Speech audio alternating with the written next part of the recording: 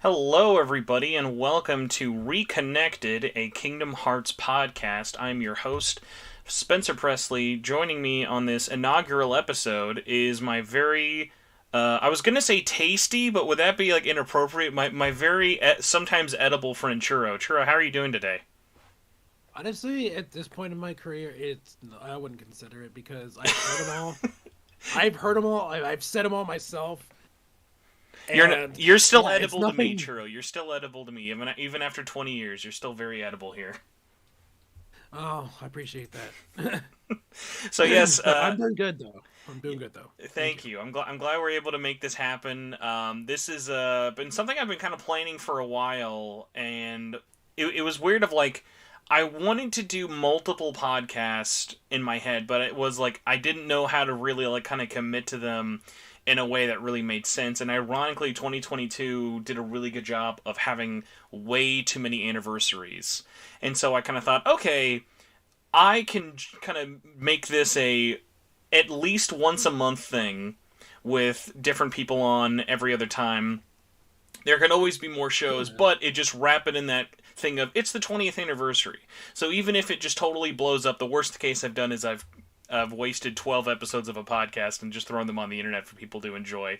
So hopefully it will not just be a waste of everybody's time and people will enjoy this. And it's kind of funny because as I was looking up to this, when your previous podcast, Kingdom Hearts Union, went on break, I was like, there's got to be like a ton more. Like, if there's 100 different Final Fantasy 14 podcasts, like, there's really not a lot. Like, the only other one that I'm aware of is actively going on right now is the Ansem Report.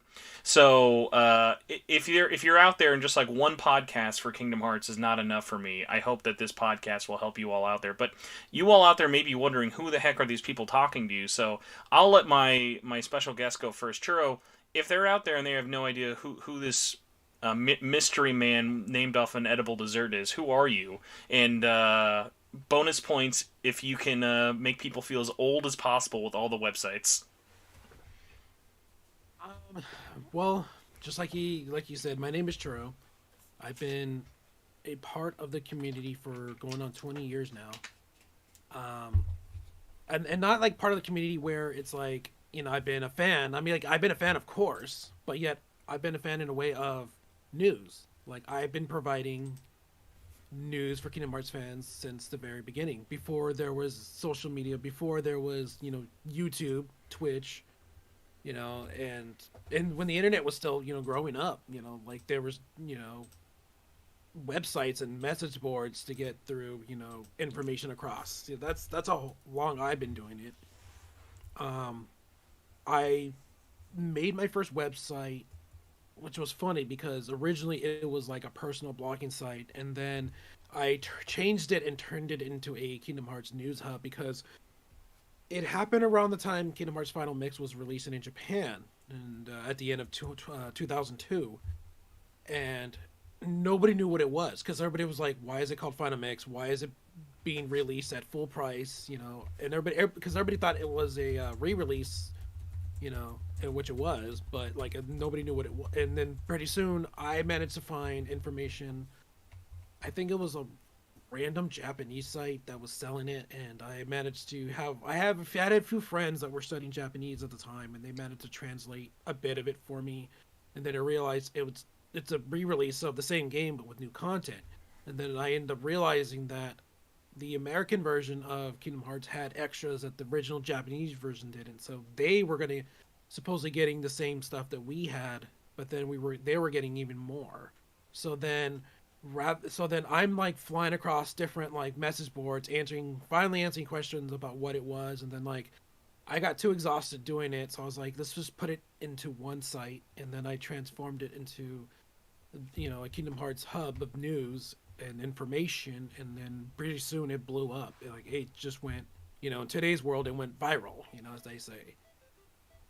And since then, I just been on this, you know, streak of providing news to Kingdom Hearts fans for almost 20 years, and you know, of course, I've been through it all. I've seen Kingdom Hearts fan sites come and go. I've been a part of them, this entire journey through it. Like the original site was called Ziddy.net. Then I eventually bought KHWorld.net, and then there was Amazon Report, Kingdom Hearts Ultimania, Kingdom Hearts Connect, Source Domain, KH Vids, KH13, KH Insider, which was used to be called Kingdom Hearts 2.net before Oh my Square god, I Enix. forgot about that. That totally Yeah, takes me Kingdom Hearts back. Insider was yeah, Kingdom Hearts Insider was used to be called Kingdom Hearts 2.net. With Kingdom Hearts 2 being announced, Square Enix wanted the domain. Oh So man, they had to give it up to Square Enix, and now they are Kingdom Hearts Insider. Churro, And why are now we not jaded and hate this series like a lot of the other old? Because like, what's funny is like I know so many other people who like worked on sites, were in different sites, were in the community for it, but just burnt out. And I always wonder like, what is it about people like you and me that after like 20 years, like you can have your ups and downs with the series, but it's just still like, eh. I'm still here. I'm still loving it. I'm still just as excited as I was like in elementary school for this series. it's just a feeling of like the unknown basically, because it's like when you watch a movie and there's a sequel coming for it. You know how when after you get done watching the movie, you're like, wow, I can't wait for the next one. Like for example, the Marvel Cinematic Universe. I was just gonna say, I think why I love MCU so much is like Kingdom Hearts was doing that before the like MCU. It was like when you were seeing those secret movies and every one of those games were connected. It was like, I mean, at least the nice thing is Kingdom Hearts, I would think, doesn't really have a Thor Dark World. It was like you had to see everyone, even if you had no idea what it was going into it. Like so, Their even their their their Dark World was like recoded. oh, Churro, you don't know this. We're listening to the soundtrack of Recoded right now. Why would you do this to me?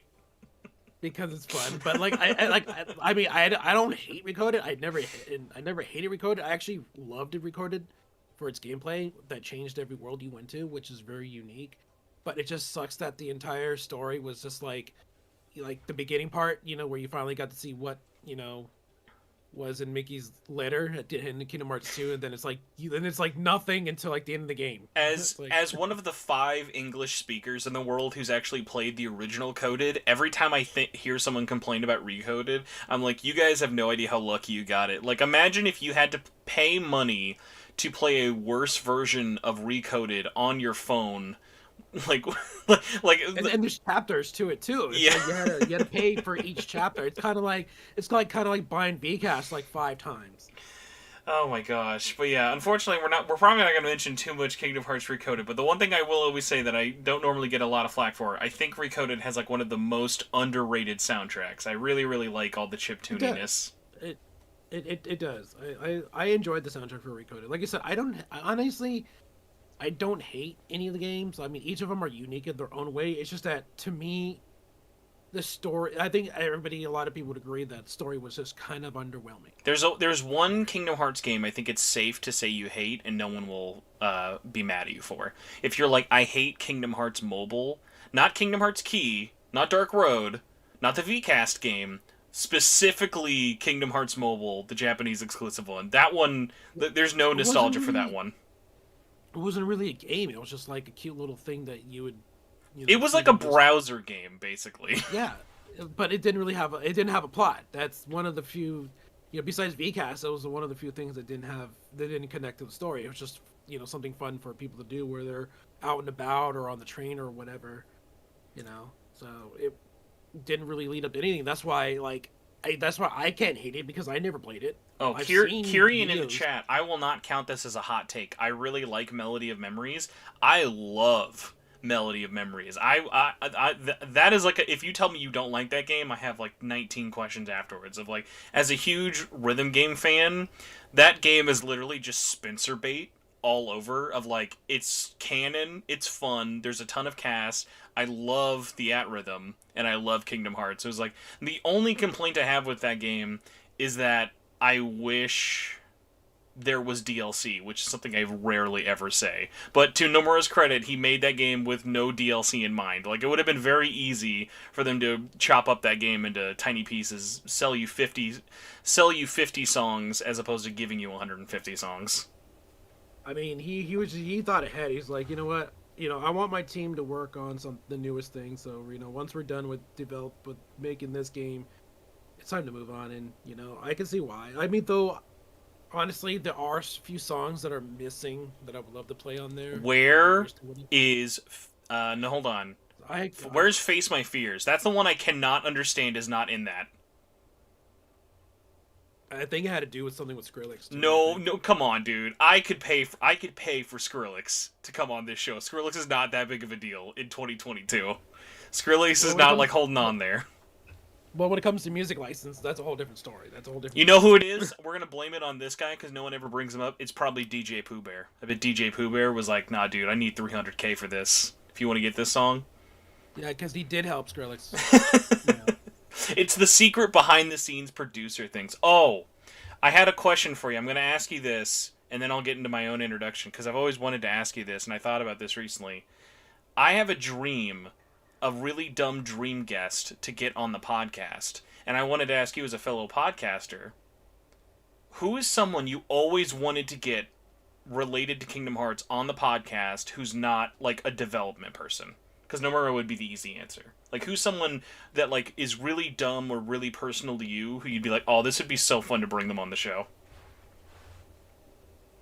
It could be anybody that's not development, so including like voice actors. No, voice actors would count. I'm just basically anyone who's not like the director or writer. You can bring anyone else on.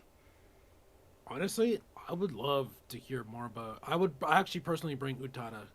Oh, that's true. She doesn't really get interviewed a lot about it, and when it is, it's just like, how about that song? Like she doesn't really ever talk about the series on its own. That's an interesting one. There's not a lot of interviews with just her about that. Especially the fact that she doesn't play the game, so it's like like we've heard the story like a long time ago of how Nomura wanted Utana, to do the theme songs, but like I've always wanted to know more like of their like I also kind of like interested in their like kind of like their relationship with each other because like there was an interview with Nomura and Yoko Shimomura for the World of Tress, and the way that interview went, it was almost kind of like they were like siblings, they're kind of like arguing with each other during the interview, which was pretty funny.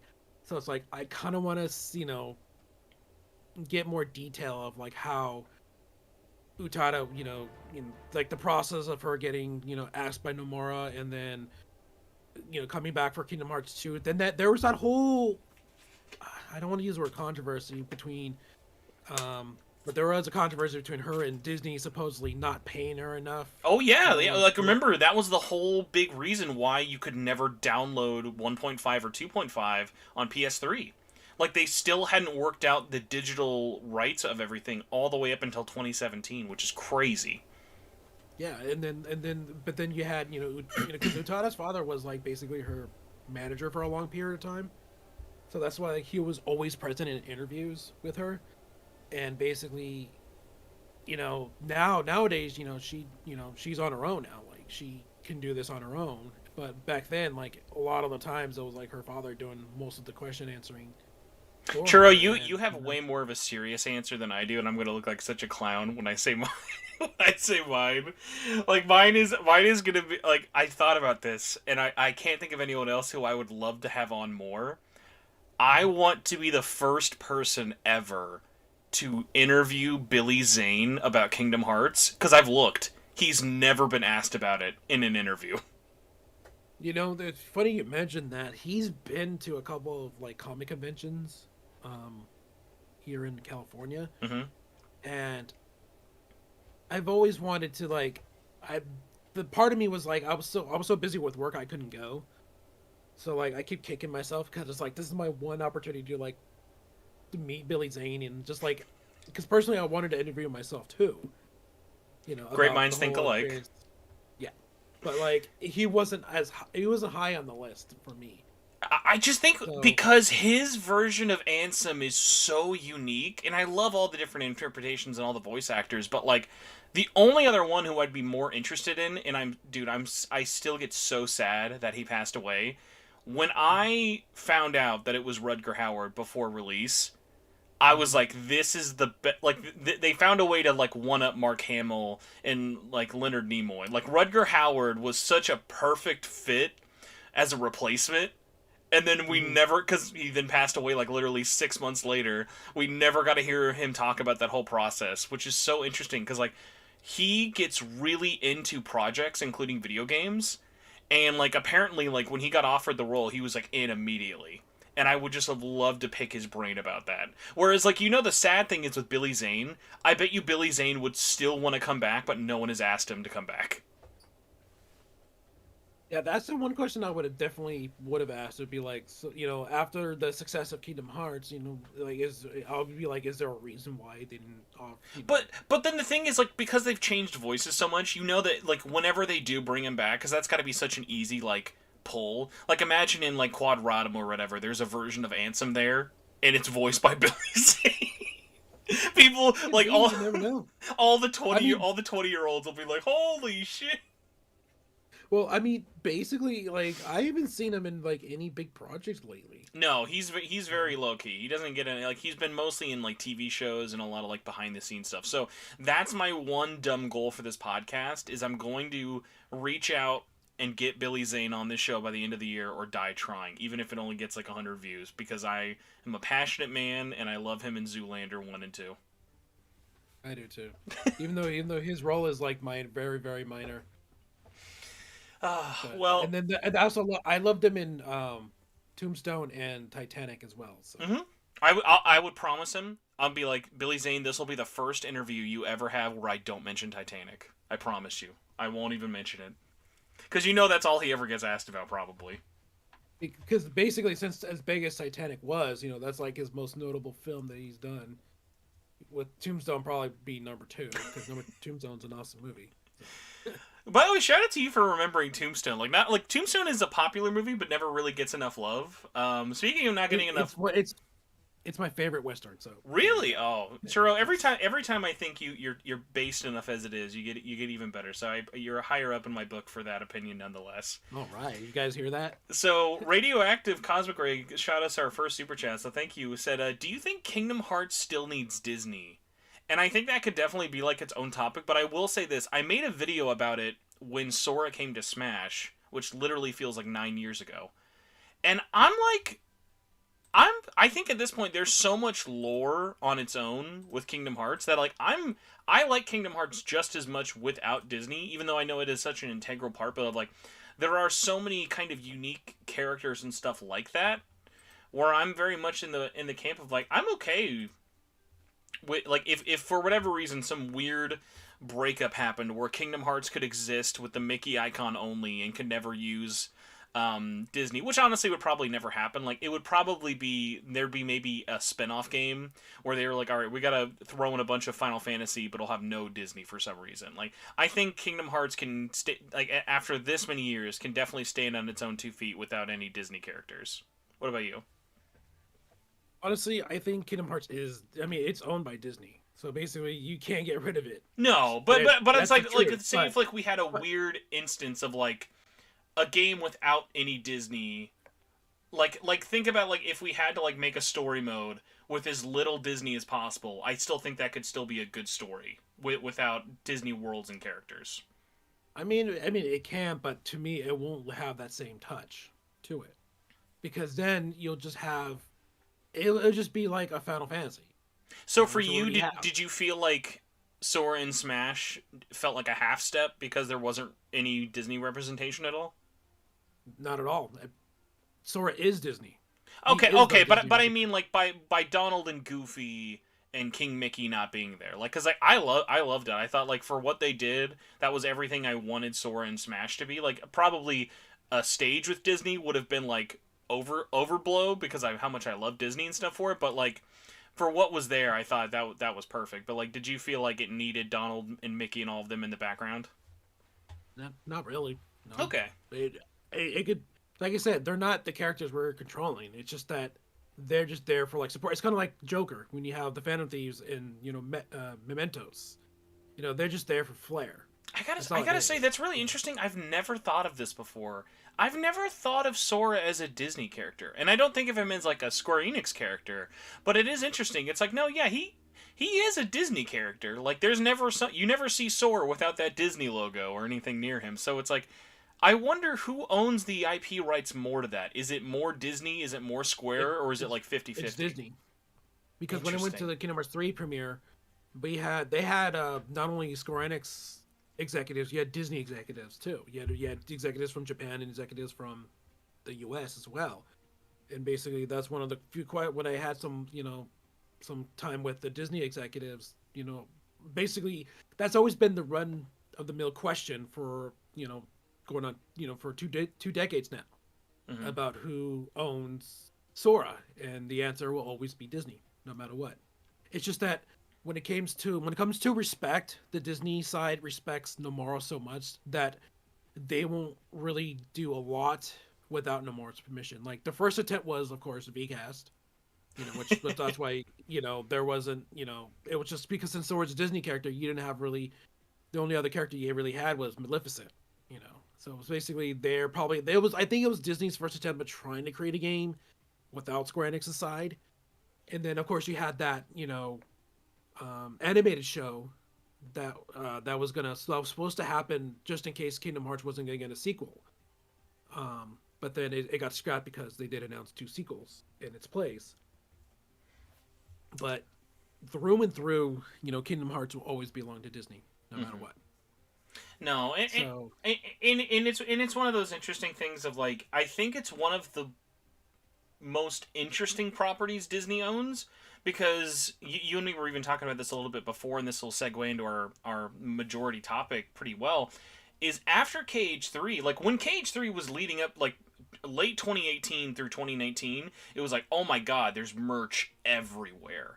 Like you box lunch, Hot Topic, like that picture you sent me, that picture you posted on Twitter of like, do you guys remember when Hot Topic had a Kingdom Hearts section? And I was like, dude, that feels like forever ago, and I miss it so much. Like I remember I walked into a box lunch and they had a Timeless River t-shirt. And I was like, what timeline am I living in?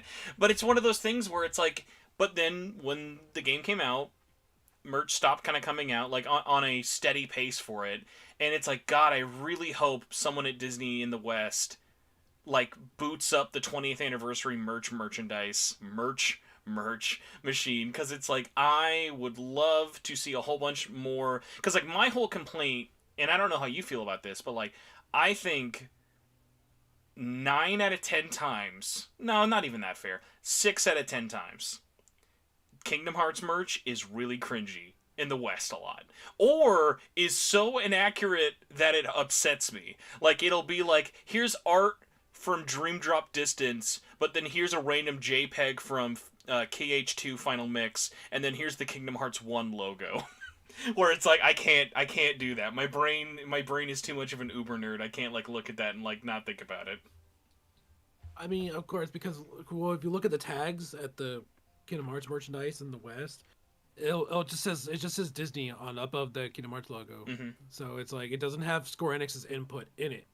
But when you look at the merchandise in Japan, it has both Square Enix and Disney. So you can tell that Square Enix has more of creative input when it comes to these merchandises in Japan. That's why they're so well done.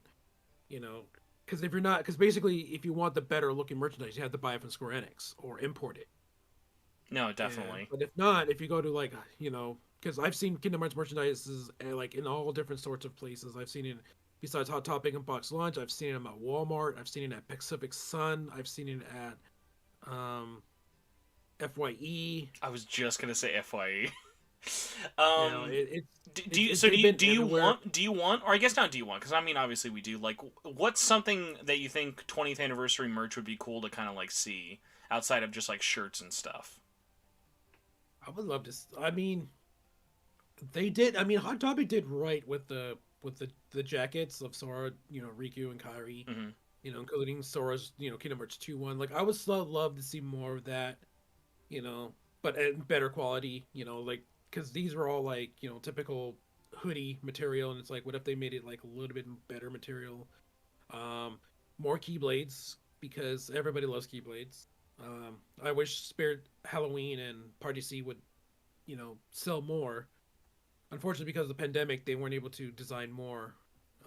I still am always shocked how many they have made in general.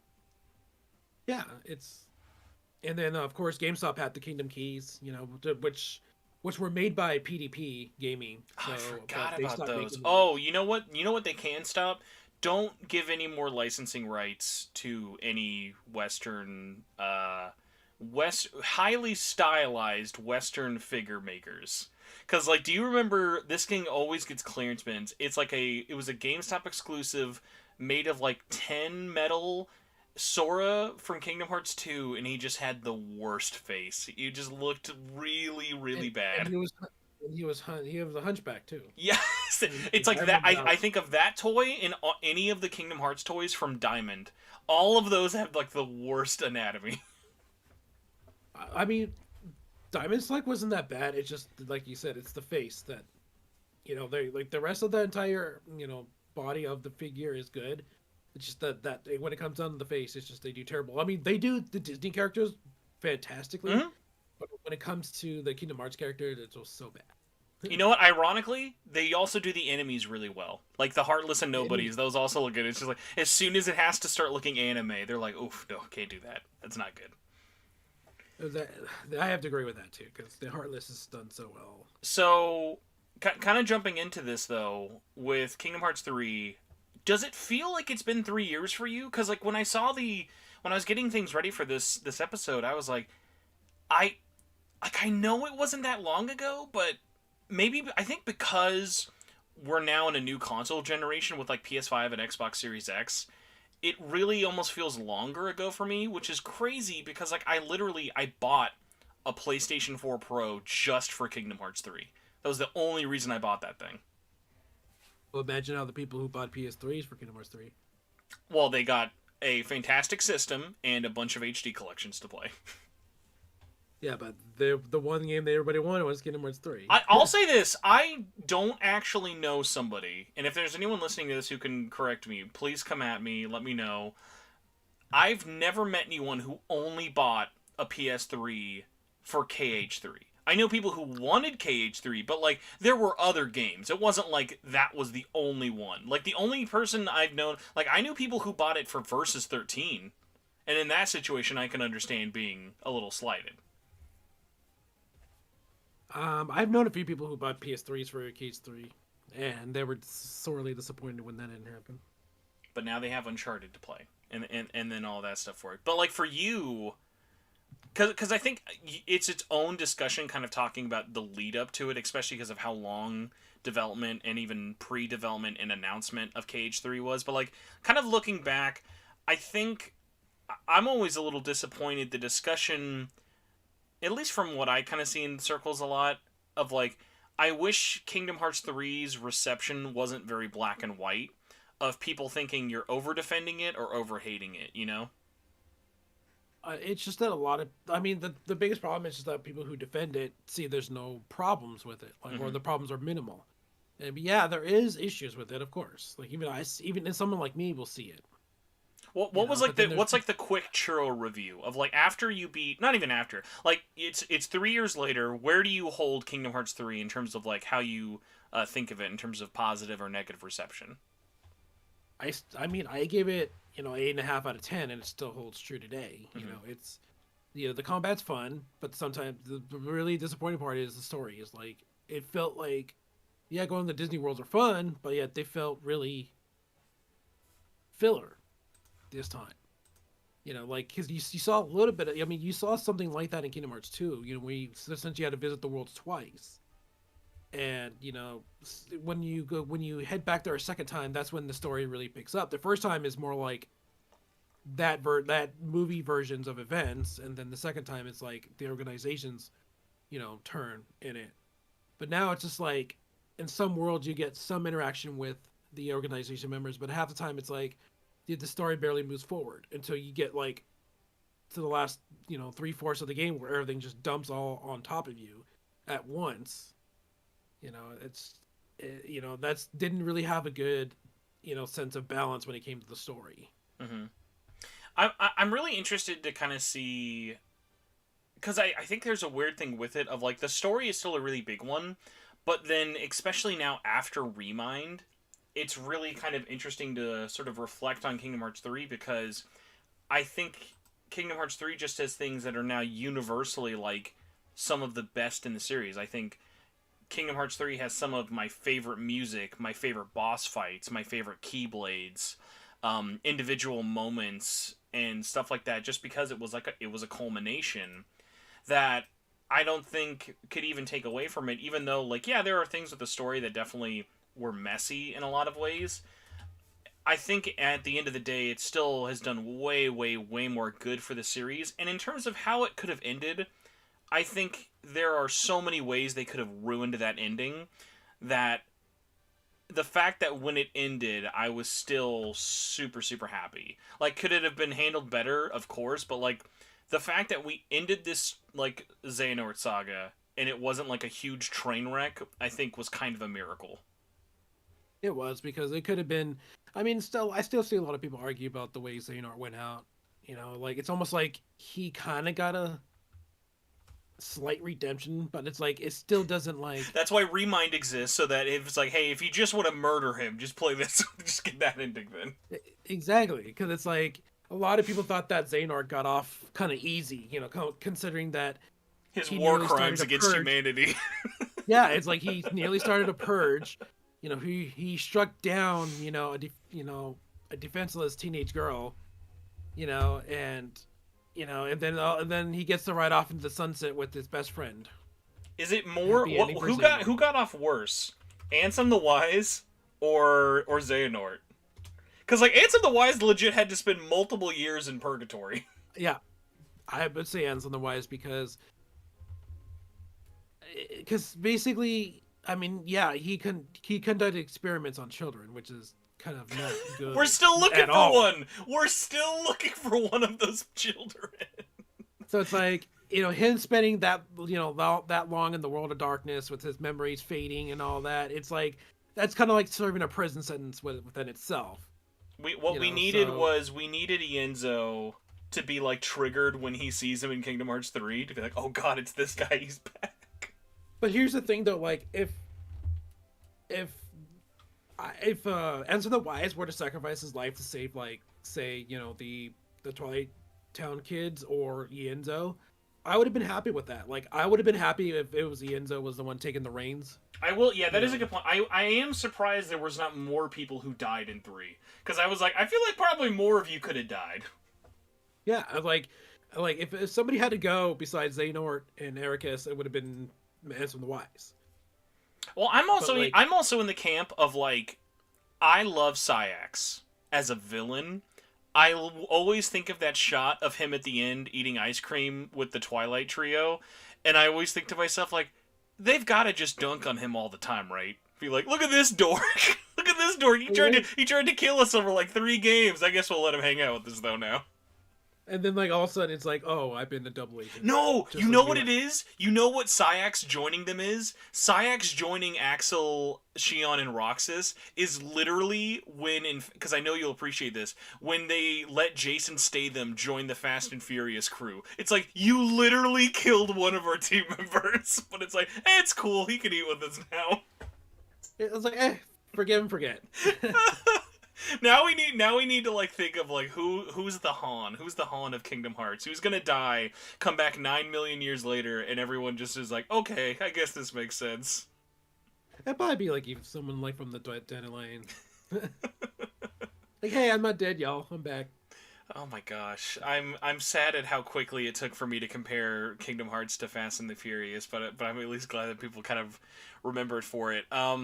Well, considering the fact that it's all about family and Kingdom Hearts is all about friendship, you know, which is kind of like your family now. It's like, you know, why not? Oh my gosh. Other weird things I do want to give a shout out to that I don't think ever get enough love from KH3. I still think it's like I think it's like the prettiest Unreal Engine 4 game I've like ever seen. It's like really gorgeous.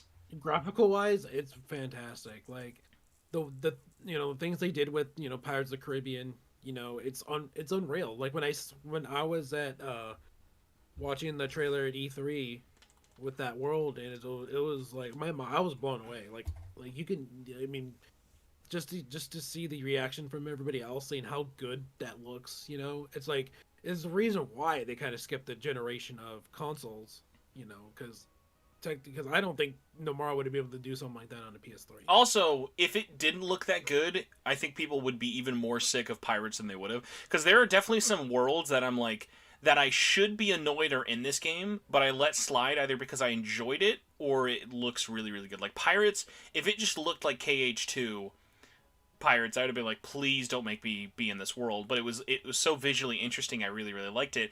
Hercules was like, dude, please never bring us back here. I love Hercules as a movie and as a concept, but they did such a great job of like, okay, because I think Hercules never really gets enough credit of like, Hercules is such a great opener for a game, even though it starts as like the world's biggest troll. Like when it does the 2.9 thing, like what was your reaction when you saw that for the first time? Because I was like, I mentally was like, I cannot believe he got away with doing 2.9. Well, you remember Nomura stated before that he reads a lot of comments from fans, and basically he'll do things within Kingdom Hearts as a kind of like to show us that he is reading, he is watching these things. Do you remember what 2.9 was rumored to be? Not on the top of my head. 2.9 was rumored. That's what they were going to call the 1.5 plus 2.5 collection on PS4. Oh, that's why it released after 2.8, which is hilarious to think of in retrospect, because why would you release 2.8 and then 2 months later do 1.5 and 2.5, which then was like, oh, if you call it 2.9 and make it like with some new features and stuff, and like the rumor was they were also going to make days encoded playable, which of course was never going to happen. No, that's a lot of team they gotta sacrifice for that. I mean, I still see people want a fully playable remake of those games now, considering they have 3 teams. But it's like Nomura's looking towards the future now. It's like I think the Kingdom Hearts on the Switch is pretty much the last thing they're worried about from this previous, saga. Oh yeah, I got a question for you. Do you think, like, for me, I think we'll get a lot of announcements this year, but I genuinely think that Kingdom Hearts on Switch has got to be the only thing that comes out this year. Like, I can't imagine anything else coming out within the next 11 months. I think it's going to be more for announcements. Mm-hmm. Like this is just them announcing like what's going to happen next with this series. I mean, honestly, I'm probably one of the few people that wants a remake for Kingdom Hearts 1. Like, I think I've seen a lot of people kind of bring that up. Like, I'm in a weirder camp of like, I want something that's like a lot easier probably to do, but I want you to tell me, how do you think the fan base would react to this? Because I could see this coming out, Kingdom Hearts 3, an actual all-in-one edition, not the all-in-one edition that like is everywhere, but Kingdom Hearts 3 on PS5 and Series X, fully using all of that graphical new stuff, and it includes Remind. And then the only real changes is there's not going to be new content, but you can now choose, hey, do you want to play these extra characters we added into Remind through the game? Do you want to play through Kingdom Hearts from beginning to end with that DLC all connected in one experience? Kind of stuff like that, along with like balance changes. I would love to see that. I mean, because like my big thing is I love how cheap it is to get into the series, but it is still so funny to me that right now the most expensive Kingdom Hearts game out there is Remind's DLC, because it's not bundled into anything. Of course, and that's still, I mean, it's still to this day takes people off of how much it costs. I mean, honestly, for me, I think 30 was fair. I love the idea that they sold. Did you buy the concert one for $10 more? Of course. I mean, I love the concerts. I've been to 7 concerts. Rub it in. Must be nice. Oh, you know what we're not going to be at? Which clearly, if we were internet influencers, we should have done this. Churro, what can we do? Who do we need to email to get us invited to the April 10th event? That's a real question we should be asking everybody. Well, unfortunately, Japan's on lockdown in the country. They're not letting anybody in, like, unless you're in there for business. That would be business. Tell me anything more business than a podcast covering a Japanese-only exclusive event. Because I know you and I have covered many events for Square Enix and stuff. Never have we covered a Japanese-only event. Thing is, I don't know what the proper, I don't know where the proper sources to go. I mean, I know who to email for questions, but when it comes to like obtaining all the things needed to go to for business reasons, I wouldn't know where the. I'm gonna tell you, if I could make it Some happen, I would move. I would move heaven and earth to make that happen in 3 months. Mako Tensei in the chat said business is also locked out. So Yeah. they locked it out for tourism and businesses. So it's like, yeah, you need to have like really special privileges to I go in kind of now. hope that that's why they just randomly announced that event. My only thing that always made me curious about it is I don't like that they were like, it's not live streamed and it's going to be a couple of days till you find out what's there. Which, like, I said this in one of my streams the other day. It's basically your common D23 Japan Expo closed, thing where it's like the people inside will enjoy it first, and then they'll give them either a few days or a I week. guess it's just my thing is this of like, honestly, especially because this is a Disney and Square thing, if they charged like $30 to live stream that, they could make so much money. Because it's also going to They be a can. mini concert.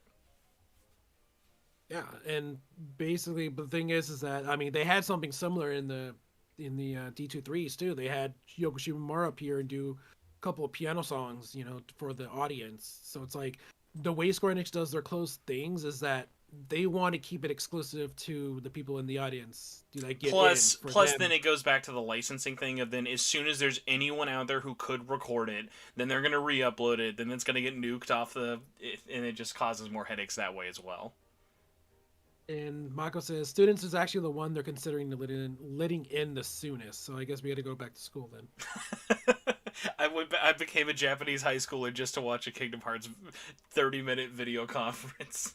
It stinks because I understand there's a global pandemic going on, but it's like the one time I have the money to go, I have my passport, and It it's the is one weird though. I will an say that important they're year not. too. It is weird that they're not making it in other, because like remember they've done other things like for the demo event wasn't a just in America only thing. Like there were opportunities for European press to do it and also Japanese press.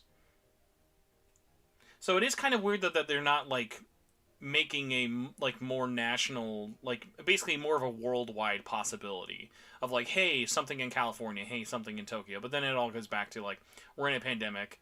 Planning any in-person event is a huge like I'm even in the situation of like something that like you can relate to is because you're a lot closer.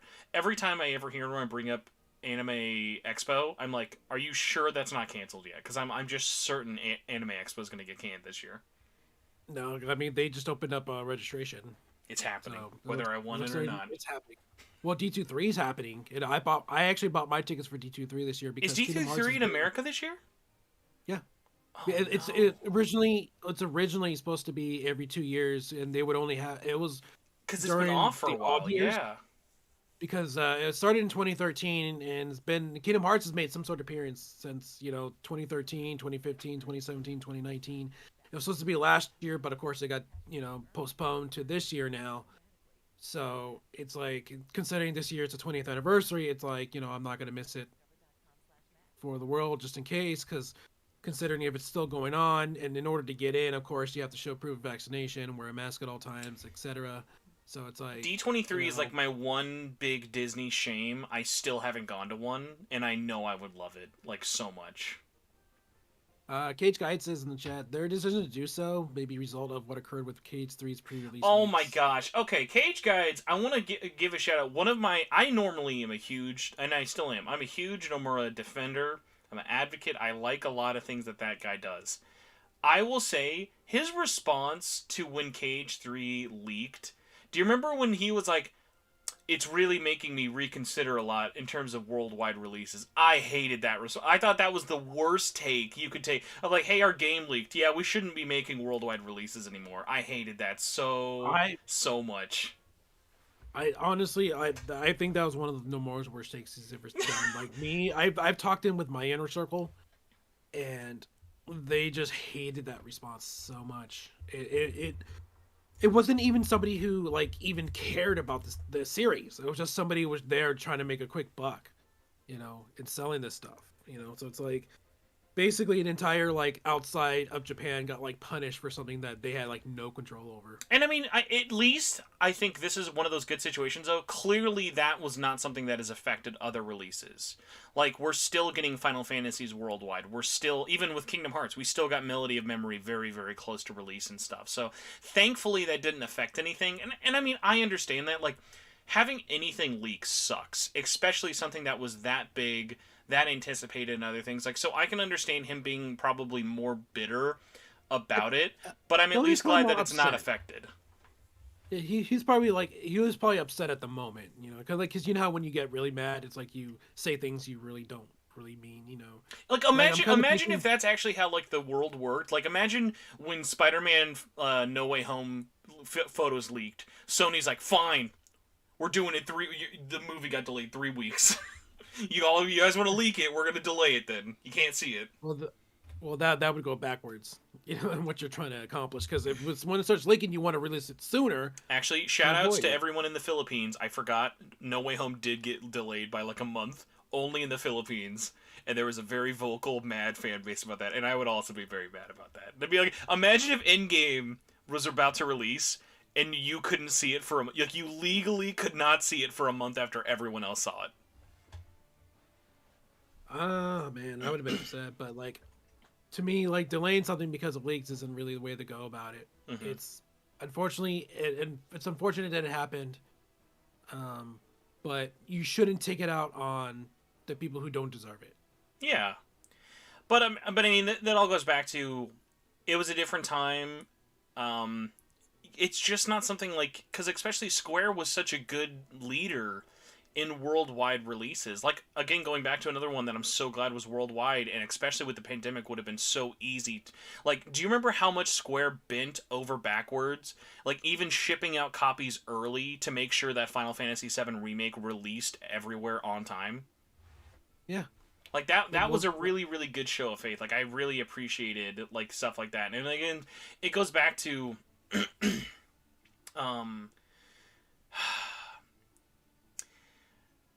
like, and I know it always got better, but even those few weeks, like, you remember, I think it was like almost a month from 2.8 releasing in Japan to us getting it over here. Like, honestly, even I don't even think of Kingdom Hearts 3 as a worldwide release. Like, the fact that, like, what was it, like a 5 day difference? Like, yeah. that's all the time in the world it takes to get spoiled on it. Like, I was so worried about getting spoiled up to playing that thing for it. So it's like it was one of those things of the more we all get connected and stuff for it, especially for such a story focused series, it's always like you're stepping on eggshells. You never know I mean, what's well, gonna happen. because we've been waiting for this since Kingdom Hearts 2 ended in 2005, and but of course development didn't start till 2013. So basically, you can either look at it at 6 years of waiting or 14 years of waiting total. So a lot of people it meant a lot, and just for some random dude who works at a distribution center to steal copies, sell it, and then show it off, videos of his kid playing it with no remorse or or any type of feelings whatsoever. It's kind of, and then basically we as the gamers, the fans, get punished for it.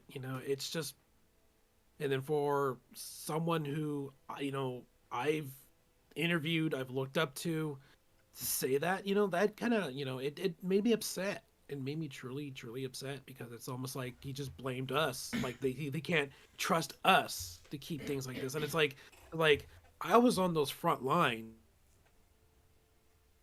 Oh yeah, diving into the spoilers, man. It making was like sure it the was a spoilers minefield. didn't, reach mainstream. Like I ended up getting spoiled by the entire Kingdom Hearts story by the time I got to play the game myself. Like I already knew the entire game pretty much before I even I got to got a play it. question for you.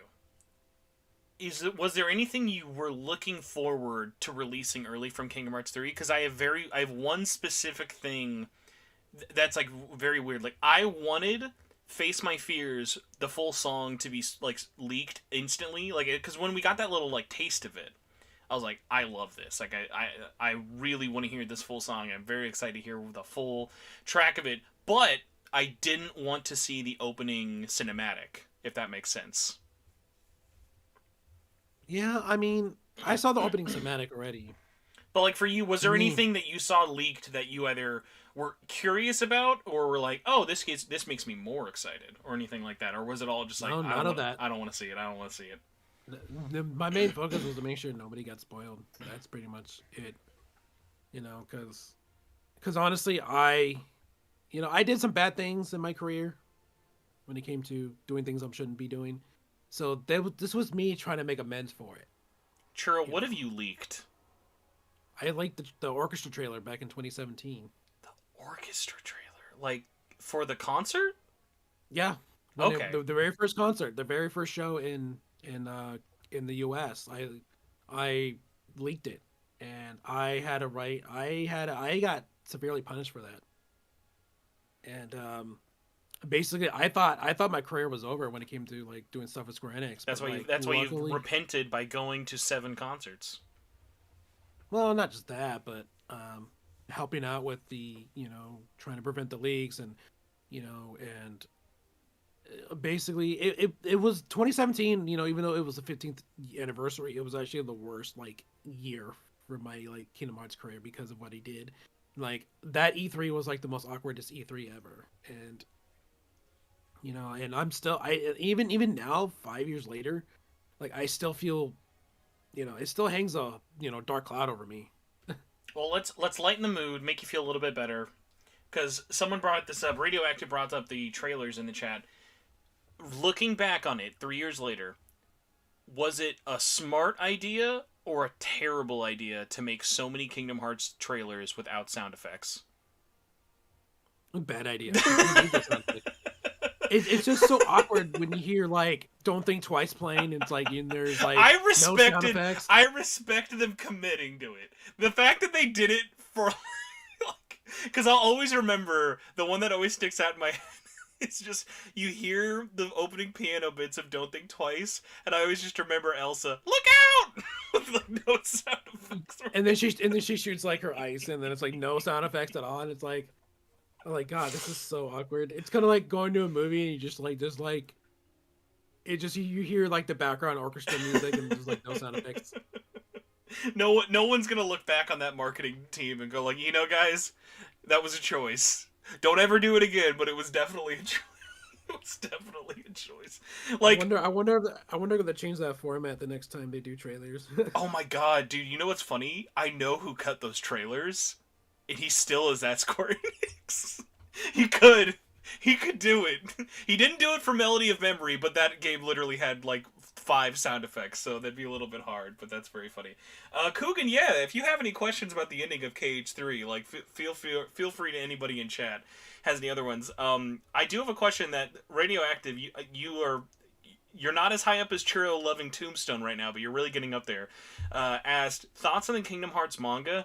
I want to just put this out there, Churro. You can tell me if I'm being hyperbolic or not.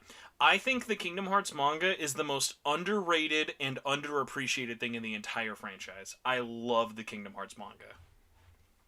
That is I concur with that statement because it basically blends in the seriousness of the story, but it makes it very light and comedic, very comedic with it too. It's like they have that. It's kind of like its own Marvel setting because how Marvel is serious, but then it can find a way to be funny.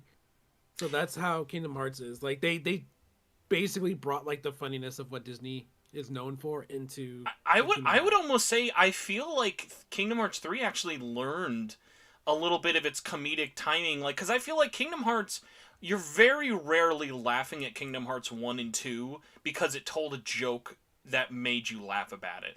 Whereas like the tone, I think, where you look at like the manga, like all of those, I think of so many things that make me laugh. Like specifically, one of my favorite moments from the mangas are in Chain of Memories when Sora's looking for King Mickey and Riku. He's doing these terrible drawings to everybody. Be like, "Have you seen my friends?" And it's like, "This looks like you like stepped on a mouse. I don't know what this is supposed to be." And they'll be like, there are moments like that where like that kind of levity of making fun of itself snuck its way into Kingdom Hearts 3, and I really appreciated that, of like seeing more, because like obviously Kingdom Hearts isn't all like serious, dread, friendship, magic, all stuff like that. Like it's hard to not really bring that kind of like fun cartooniness to it, but it's always such a tough juggling act, and I think like Amano does such a great job putting that into the manga, like almost all of them. I really hope that Amano just like whenever new Kingdom Hearts games comes out, he's the only one that does the manga because You've got to imagine like the licensing nightmare of two people that they know they can never mess up. Never mess up Amano and never mess up Hikaru, because like it's one of those weird things of, even when his contract ran out after Kingdom Hearts 2, which by the way, can we just like, Amano should literally get an award for how long he worked on the Kingdom Hearts 2 manga. Like, that should not have taken a decade to finish, but he did it. he did it and everybody loved it.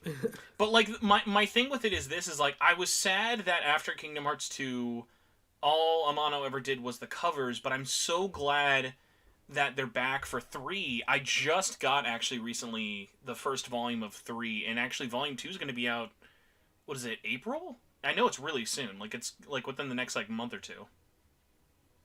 Yeah, I think it's out pretty soon. Because they're doing it weird of like Yen Press, God bless them. They're releasing them instantly digitally whenever they're available. So each month, I know they're all the way up to like Toy Story right now, but I'm a weirdo with my manga and I like to actually like read it physically as opposed to like digitally. So like, it's pretty far out there right now. I can definitely tell it's not going to be as long as 2 is going to be. But like, my thing is this, whereas like, because I've been kind of catching up with a lot more stuff now, and I just bought the giant Kill My Children edition of the 12-in-1 novel. By the way, because I just got that, I'd ordered it when I told you I bought it, Churro, but I hadn't gotten it yet. That thing is insanely huge. Like, pictures don't do that thing justice. It is massive. It's big. It's huge. Like, I gave it away. So you gave yours away, and you haven't actually opened it, right? No. So I actually bought it for the full purpose of giving it away. So if you get a chance, and everyone out there, and this is not just a way to plug my unboxing for it, if you get a chance, I did an unboxing. It's the way you pull it out, like the novel out of the case that holds it all, is those like, where's the ribbon thing. And I've never felt less confident in my strength as a man lifting up that ribbon to carry this 14-pound book out.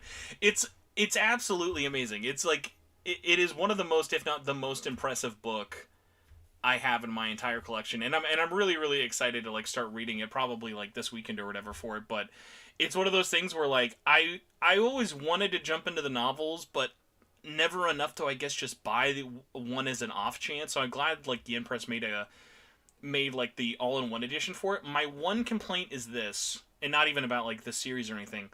I love that Yen Press bought the rights back, because as many of you may or may not remember, Tokyo Pop literally went bankrupt halfway through not even halfway through, literally 2 volumes into Kingdom Hearts 2, and the series was never getting released for almost a decade. I love that Yen Press is still publishing them. I feel like you never hear anyone talk about it. Like, why is no one ever talking about the Kingdom Hearts manga or novels? Oh, there is. I mean, if you just discount websites, but like, I don't know. Like, a lot of people, I know, don't really. I mean, you're right. Like, people should be talking about the manga more, but I guess not a lot of people really realize the manga is there. Like, you know what? Actually, this will go to show how ill-informed it is. If you go to like fan wikis, they just stop after 358/2. They're like, I guess nothing happened after 358. Maybe 2 finished one day? I don't know. Like, it's just not something that's really updated. Like, even Yen Press's website, they stopped updating it, I think, after 358 released. But on their news, they still release it and they still announce it and all these other things for it. But, like, it's one of those things that, like, if you don't really search it out... I think another thing that makes it hard is when Yen Press got the rights, they collected a lot of big books. And those have got... like. So, do you have all of Kingdom Hearts 2's manga? Actually, no. I stopped collecting. So, if you've ever seen it, Kingdom Hearts 2 Volume 4 is literally 600 plus pages. It's a massive, massive book. And it's really, really impressive. Like, it's a great, great thing for it. But it's one of those things that, like, it's not, like, you can't order as many copies of that as you would for something like... Attack on Titan. Like, you're not going to be like, there was one print run of that book because that was really expensive to make, let alone put on shelves. And they're not rare by any means, so thankfully, like, they're still very accessible and stuff to get out there. I highly recommend, like, checking them out.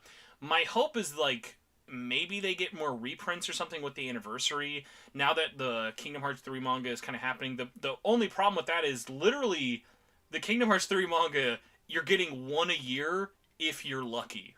Like, because it's like, if it comes out one chapter a month, and it's around 12 to 13 chapters a novel, you're getting one every year plus. So it's really, really delayed. But yeah, if you ever get a chance, Churro, please hold in your hands Kingdom Hearts 2 Volume 4. Because it's just absolutely... Do you think, actually, is that maybe one of the things, like, should they have just released them slower? Like, I liked that they released them in these really big, thick volumes, but I wonder, do you think it would have done it better to release them as they did in Japan, as opposed to one big book every quarter, one novel every 2 to 3 months? I mean, did it seem like they were trying to catch up and get into definitely. Like, for the only ones they released volume per volume was 358 over 2 days, and that's just because I think they were releasing a whole bunch of other stuff at the time. But yeah, everything else, Kingdom Hearts 1, Chain of Memories, and 2 are all in these really thick omnibuses. Yeah. So, I mean, I think they're just trying to release as much as possible. It could be an interesting thing, although I'm sure collectors would hate it, if instead of reprinting the really thick ones, they resold them all and they cut them up into their original volume size in Japan. I wonder if, like, that would be a way of reprinting them while then giving more people a cheaper, more digestible way to kind of jump into it. We'll see. Well, Churro, we've got to start wrapping up eventually, but we've got some great questions for everybody. Are you cool to run through some questions? Yeah, of course. So first up, I gotta scroll up here because I don't want Kieran to think that I forgot. This is less of a question and more of just a shout out, but I still think this is very, very true. Kieran Buckley super chatted $5 and said, Kingdom Hearts 2 is one of the greatest action RPGs of all time, and I still play the PS2 version, and it still holds up in 2022. I could not agree more, which is, like, so funny because I'm going to go through them all this year and have been messing around with the old collections again, even like the PS3 versions, and I'm like, it is so amazing to me how well all of these games hold up for so many different reasons. Like, and obviously, like, KH2 is, like, it's far from... It's not like Kingdom Hearts 2 doesn't get enough love, but it's one of those things of, like, I don't think Kingdom Hearts 2 or any of the games, we're never going to look back on them with revisionist history of, like, you know what, Kingdom Hearts 2 doesn't deserve all the love. It does. It's really, really a great game. It's a fantastic game. I mean, it's... Like you said, it still holds true today. I still see a lot of people speedrunning the game still with it. And it's there's one thing I really like about the Kingdom Hearts development team in Nomura is that they really knew what they wanted to do with Kingdom Hearts 2. Because, like, Kingdom Hearts 1 was, like, a lot of... what's it called? It had a lot of updates to, you know, from the original Kingdom Hearts. Like, they learned a lot from that game, and they knew what people wanted to see more of, and they, you know, did right by it. So, like, even now for all the releases, you know, after Kingdom Hearts 2, it seems like the team only, you know, got better and better as they went along, and pretty much Kingdom Hearts 2 is basically where that, you know, that big step came from. No, definitely. And I mean, it was really like, that was like a pillar, like well, it was almost, I think, too big of a pillar. Like, they knocked it out of the park so much that it's like, it's got to be intimidating to try and follow that up at that point. That definitely showed in terms of, like, how long and the other games we got after that at the time. But Radioactive has an interesting one. I want to, like, filter down just to make it really hard on both of us. What is one Final Fantasy character you wish was in Kingdom Hearts? So they can't have ever shown up before. Who's the first Final Fantasy character that comes to mind that you're like, I need them in Kingdom Hearts? Zidane from Final Fantasy IX. Wow, dude, that was so fast! You were so ready. And also, I would never in a million years have guessed you would have picked someone from 9. I'm gonna look like such a, like, hipster fan now, because I'm gonna pick a new character and be a big baby. Dang you. All right, explain your answer while I like think, because now I have to think if my answer's a good one or not. Because Final Fantasy IX is my favorite Final Fantasy like ever, like ever. Like I played, I went back and played them all. I played 1 through 14. Yes, I played 11. I played 14 as well, and I just really love the story of Final Fantasy IX and the main character Zidane. Like Zidane is just this guy that just he's more he's more cheerful than Cloud and Squall for sure. It would be a breath And of fresh air considering all the other Final Fantasy male characters there are. yeah, so it's like with his more cheerful attitude and the way he, mentors Vivi into, for him to stand up for himself and to, not be afraid. He's just a good character all around, and his positivity reminds me a lot of Sora. They So would it's definitely like bounce off each other a lot more. I think even organically than even like how Sora was with Neku. Like I liked that World Ends With You got some love, but the cast never really melded with the Kingdom Hearts characters very naturally, in my opinion. that's a that's a good take, and I actually kind of agree. It's kind of like they wanted to put some new characters in the You would have games, and just to make ourselves feel really old. In Dream Drop, this is what the World Ends With You characters feel like to me. Did you ever watch when Scooby Doo would have those crossover episodes of like Scooby Doo's having a crossover with Batman, or it'd be like, yeah, they're crossing over, but this doesn't really feel natural to anybody here. it's just one of those wild things. They're just like, hey, who should we include in Kingdom Hearts this time? Oh, let's draw it out of the hat. Oh my Oh, god. 2 characters. Let's do that. Do But you want to know how disappointed I was that Patton Oswalt was not in the game? You know they didn't ask him. You know that they were like, "Do we need to voice the rat?" They're like, "No, we don't gotta voice. It's a rat. Who cares about who the voice is?" because half the time when he's with the humans, he doesn't really talk. So basically, it's the humans doing the talking for him. So it's like that's a way for them to save money by not paying for another voice actor, especially someone like Patton I'm just Oswalt. saying, if you can pay for Danny DeVito, you can pay for Patton Oswalt. That's all I'm gonna put that out there. Yeah, but it also depends, on if would you be still willing to pay for that many lines? Why do you think they didn't have Phil talk in Kingdom Hearts 3? Oh, that hurt. That really hurt me. Also, Kyrian brings something out. I don't want to seem like a Neo the World's End With You hater, even though I apparently am. I would not be excited for Neo the World Ends With You characters in Kingdom Hearts 4. I would not be surprised, but I'm not like chomping at the bit. I'd rather like Coogan brings up an amazing suggestion just because I don't even know how they would work. Balthier being in Kingdom Hearts. Like, imagine anyone from Final Fantasy 11 through 11, 12, or 14 being in. Well, I mean, Balthier has been like a highly requested character for Kingdom Hearts for some time, for the longest time. So mine And mine is a dumb one, and I keep thinking about how it would work, and it wouldn't make any sense, but I really really want it. I want Kingdom Hearts 4 to have as an optional boss or a secret boss. You have to fight Arden from Final Fantasy 15. I think that would be the funniest thing of all time.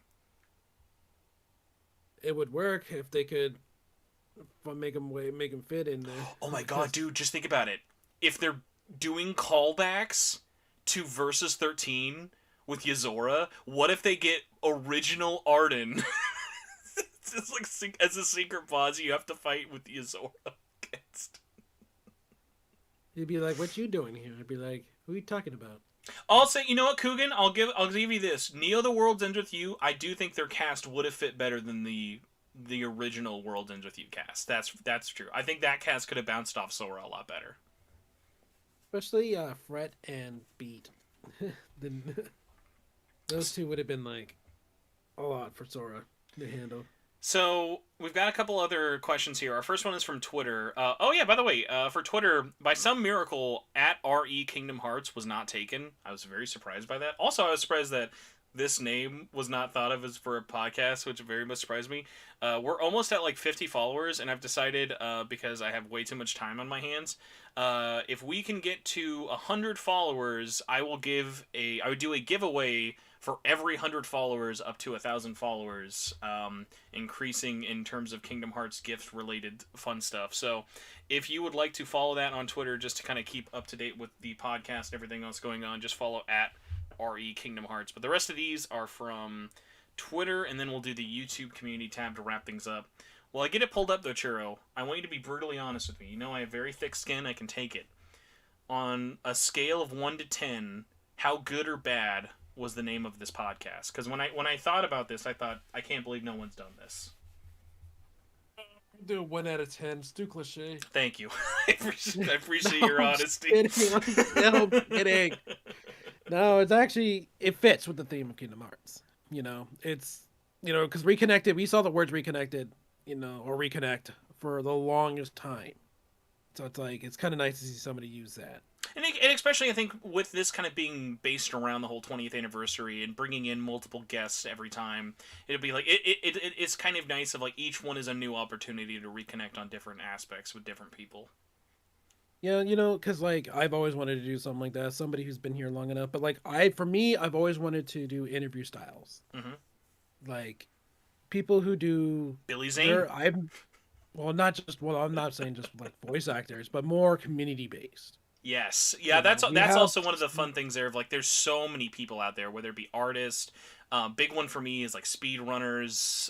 Like, there's so many aspects of the community that I think are very segmented that don't really get a lot of crossover with each other. That could have so much exposure.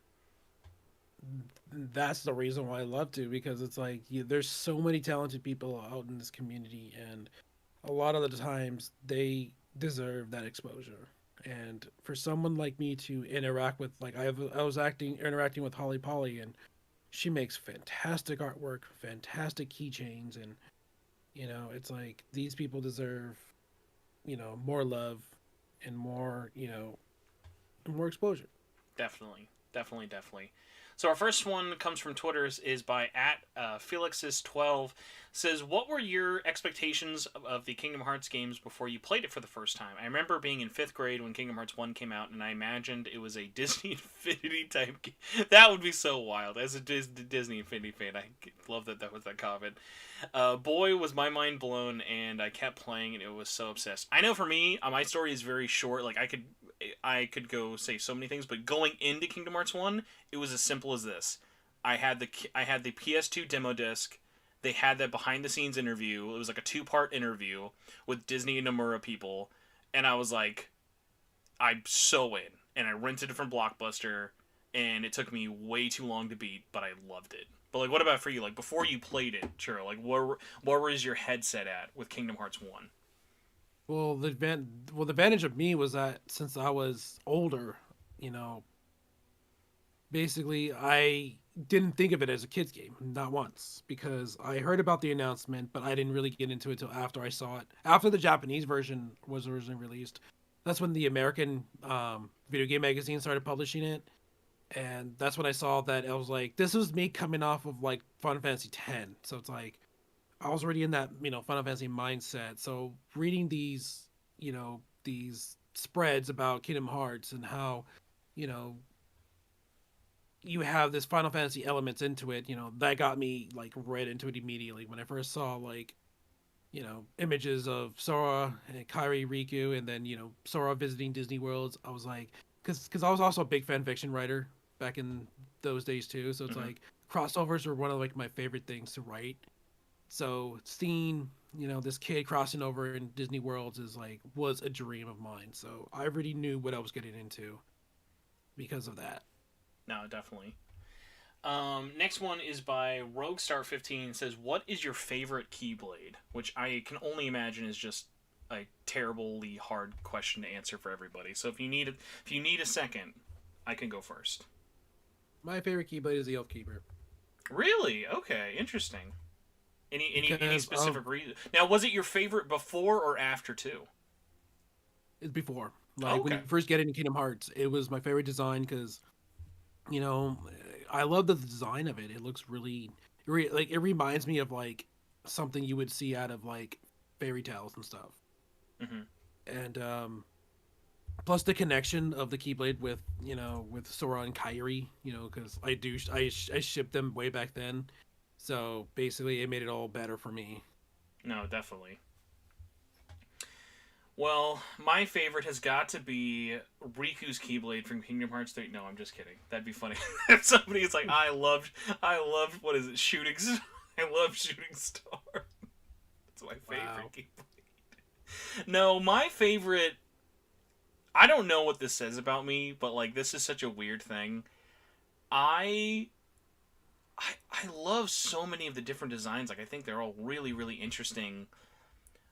But I just think something about classic the Kingdom Key is just so interesting to me. Like I remember like one of my first challenge runs I would do before I even like had the game was like I loved the idea of beating the game without changing your equipment. I thought that looked so cool. I also wanted the Dark Blade, but you obviously can't get the Dark Blade. But even after like all of these years, I'm just, like, there's a reason it's like so iconic. Like its look is really simple. It's really nice. It stands out immediately. Other ones though, like just to not be like a total baby, I love specifically Kingdom Hearts 1's Ultima weapon. I always remember being really really interesting.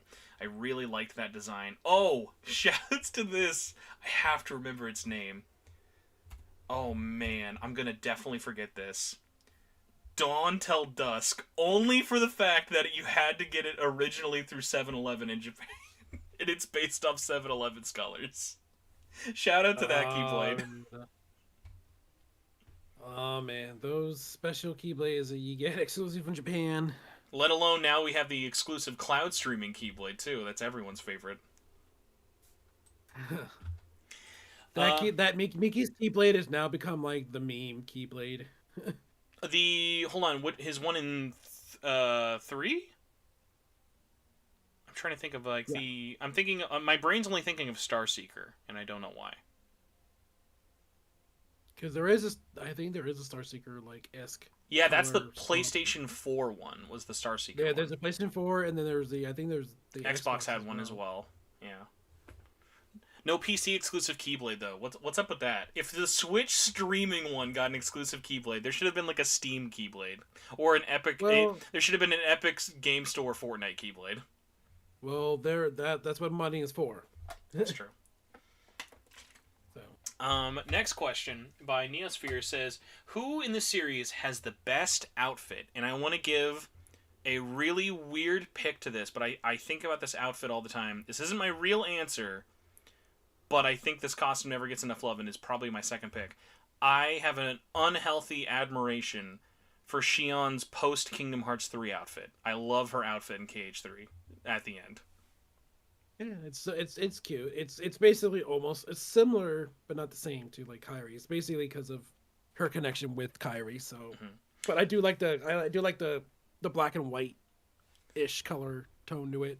For me, though, my actual pick is. Can I say Steamboat Willie? Does that count as an outfit?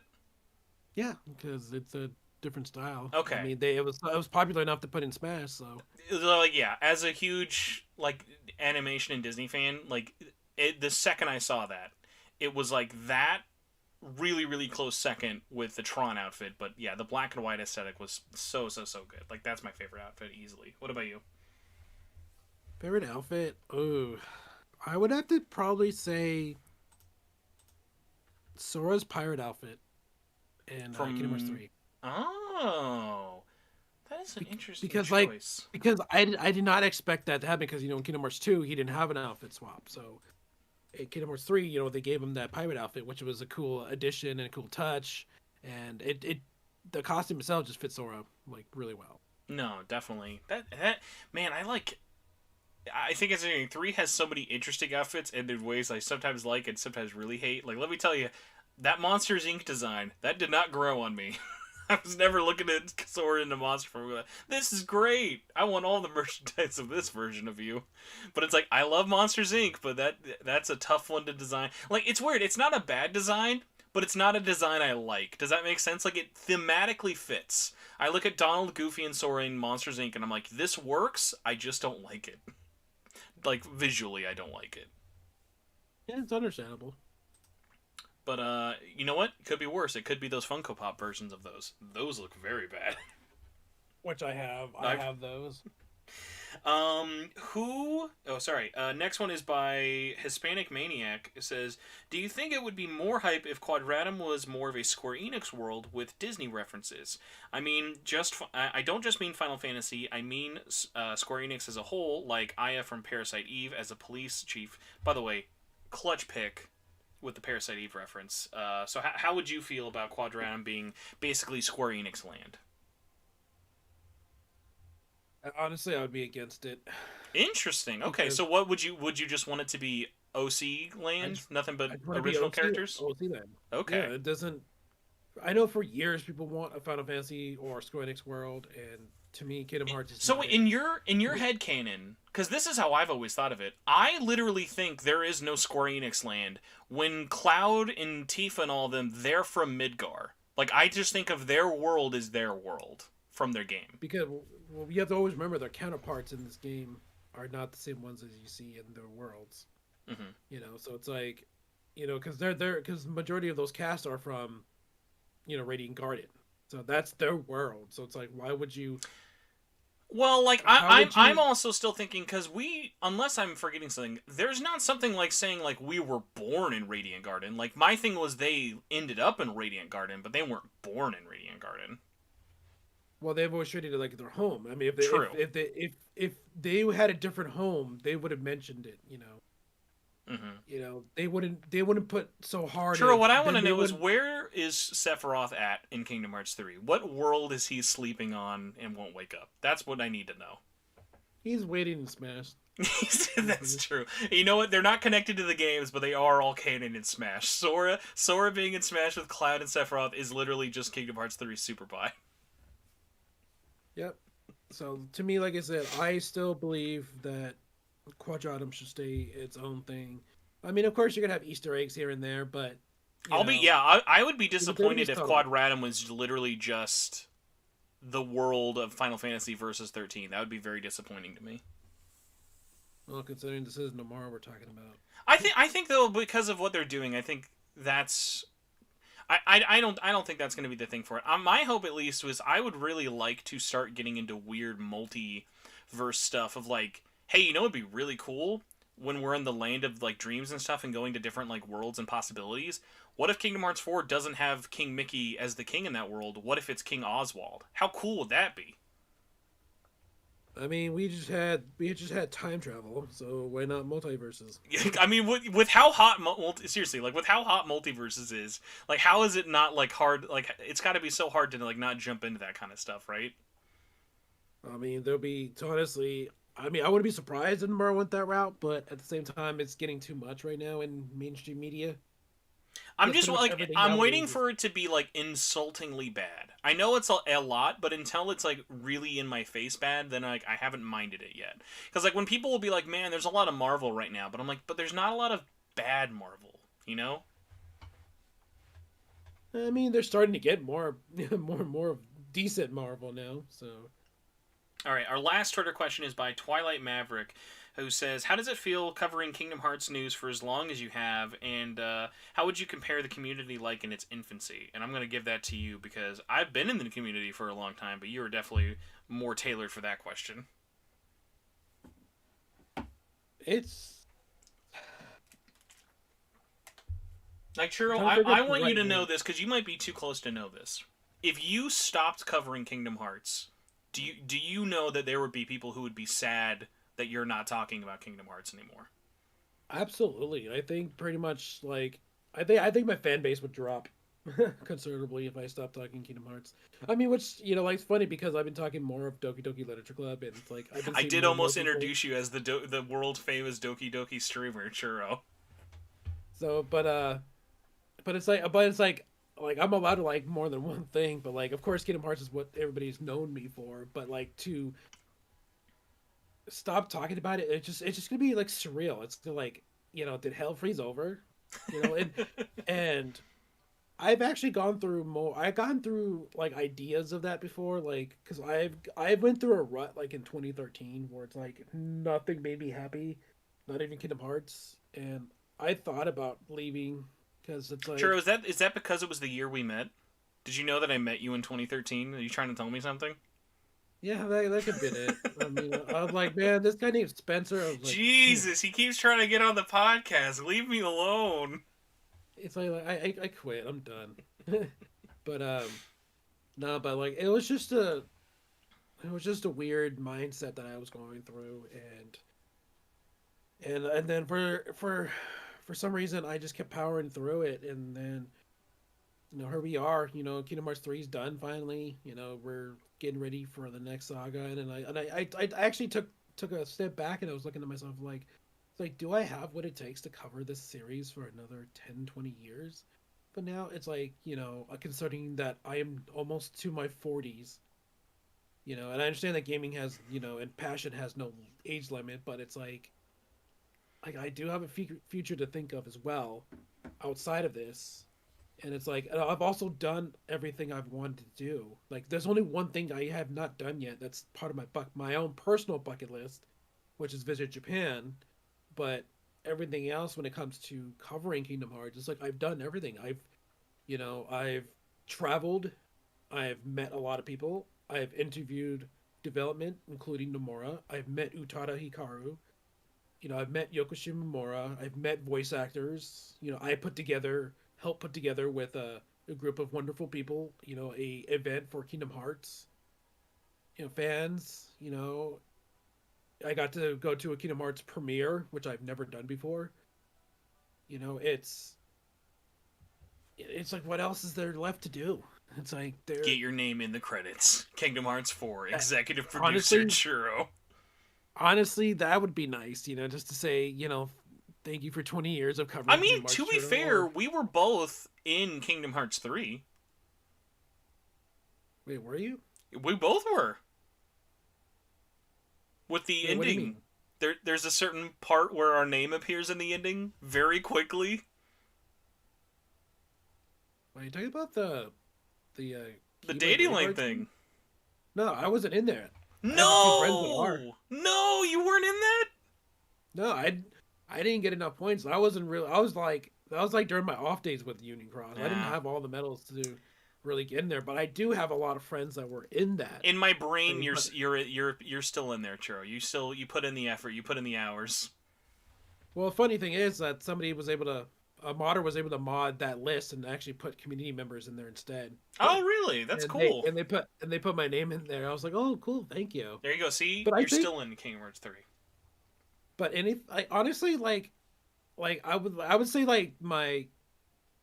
my grand finale would probably be like a character in the game, or I would say if I can't get that, it's pretty much one of three things: either voice a random NPC, be a random NPC like model after myself in there, or just my name in the credits. If I can achieve like any of those three for the work I put into this, then I would consider that my entire career. You would have fulfilling. the easiest Easter egg because if there's ever a Disney like town world again, you could just be the guy who sells the churros at Disneyland. I wouldn't mind having like a churro cart at like in Quadratum and just be like, "Hey, I've heard of you." Like you're The Sora, aren't most you? meta Easter egg. That'd be like there'd be an article about that, and people would be like, "This is a stretch, but I appreciate the commitment to its greatness." Or I could be that NPC where it just shows me like on my phone, and then when you come talk to me, it's like, hey, it's like my first response is, "Don't bother me. I'm trying to update my or what like if they do Twitter or something like they have like a Oh God! I mean, yeah, we already had Twitter. Instagram. We might as well do Twitter, I guess. Yeah, it's like don't bother me. I'm updating my feed about what's going on in Quadratum. Oh my And then, God! then later on in the game when you talk to me again, it's like, oh, so I've heard of you. Your name is Sora. That's so It's like funny. thank you for all you've done. Dude, It's like, Twitter in Kingdom Hearts Twitter source following me. yeah, that'd be a cute thing to go, have. Oh my It's like gosh. it's and going back to like the community aspect, it's like I'm actually very happy to see the direction of the community go where it's at now, because one of the biggest things I've always heard through the almost 20 years I've done this is that people were always afraid to admit they were Kingdom Hearts fans, because back then being a Kingdom Hearts fan meant you like Disney, and liking Disney meant you like kids things, and back then A lot of people, you got made fun. Hey, I got made fun of too for liking things, Kingdom Hearts and Disney, and my best friend at the time in high school, because I was going into my senior year when Kingdom Hearts was released in North America, and my best friend at the time, like he'd always invite me out like on the weekends to go hang out, and I would decline because why? Because I was working on my fan site, and one day he came over and he's all like, he was kind of asking me like, dude, what was like? He's like, what are you trying to do to like avoid hanging out? And so I showed him it, and as basic as HTML you can get, considering you got to remember this is like 2002, 2003. I showed him my website, and he looked at me, and I will never forget what he said. He said, "Man, this sounds like a waste of time to me." Oh my god, damn! And That was the last time that guy ever saw you ever again. no, we were still friends until like like college life got the best of us, and unfortunately we went our separate ways. But that kind of hurt a little bit. But, yeah, man, I bet. See, I'm so sad. I have the opposite reaction. I remember I told one of my friends that I was into Kingdom Hearts because there weren't really a lot of people around me who liked Kingdom Hearts, and my friend's reaction to me was, "That's awesome. Let's make a fanfic together." We made a novelization fanfic of what Kingdom Hearts 2 was before Kingdom Hearts 2. I kind of wish I had that support, but like basically the one person that like supported me this entire thing was my mom. Like my mom didn't get it, but she's like, if it makes you happy, keep doing it. Shoutouts to moms and dads. My dad, that was my dad for me. My dad has no idea what any of this is, but he is aware of all the things I'm into way more than I would ever expect.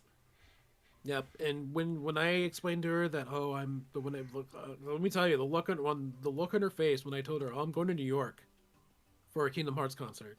That was my first time being on the East Coast, or actually the second time, because first time I went to Florida for a friend's wedding at Disney World, but this is my first time actually going to another a faraway state for a Kingdom Hearts thing, and she was shocked, but then she was accepting that I'm seeing the world, so it's like, You're getting off Destiny Island. You're grown up. Yeah. Everything that I've done is coming full circle. It